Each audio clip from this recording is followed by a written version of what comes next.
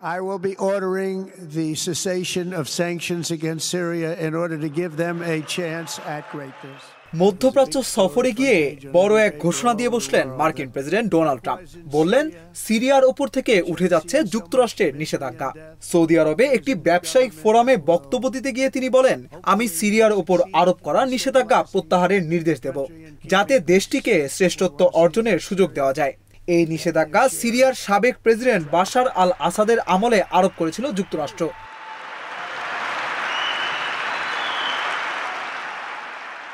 Trump আরো বলেন, সিরিয়ায় নতুন সরকার এসেছে, আশা করি তারা দেশকে স্থিতিশীল করতে এবং শান্তি বজায় রাখতে সফল হবে।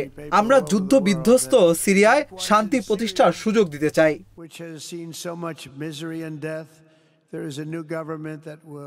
ট্রাম্পের ঘোষণার পরপরই রাস্তায় নেমে উৎসবে মেতে ওঠে সিরিয়াবাসী।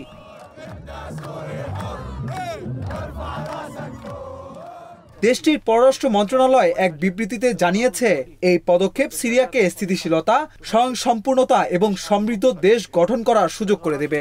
বিশ্ব রাজনীতিতে ট্রাম্পের এই পদক্ষেপ কতটা প্রভাব ফেলবে সেটাই এখন দেখার পালা।